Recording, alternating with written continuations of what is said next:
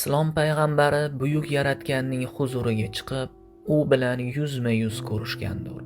Men Me'rojga butun qalbim bilan ishonaman. Fyodor Dostoyevskiy. Muhammad har doim xristianlardan ustun turadi. U insonni Xudo deb bilmaydi va o'zini Alloh bilan bir tutmaydi.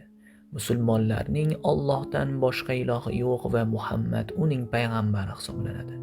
Bu yerda hech qanday muammo yoki siri yo'q. Lev Tolstoy. Payg'ambar Muhammad ham dunyoviy, ham diniy sohalarda muvaffaqiyatga erishgan tarixdagi yagona inson. Dunyodagi ta'siri eng buyuk inson shubhasiz Muhammaddir. Michael Hart. Payg'ambar Muhammadning hayotining 2-kitobini tugatdim.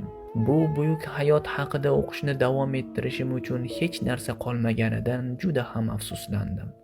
Islomning yoyilishi esa hech ham qilich sababli bo'lmagan, balki payg'ambar Muhammadning tavozisi va axloqi sababli bo'lgan. Mahatma Gandhi. Sening asringda yashamaganim uchun juda ham xafaman Muhammad. Otto von Bismarck.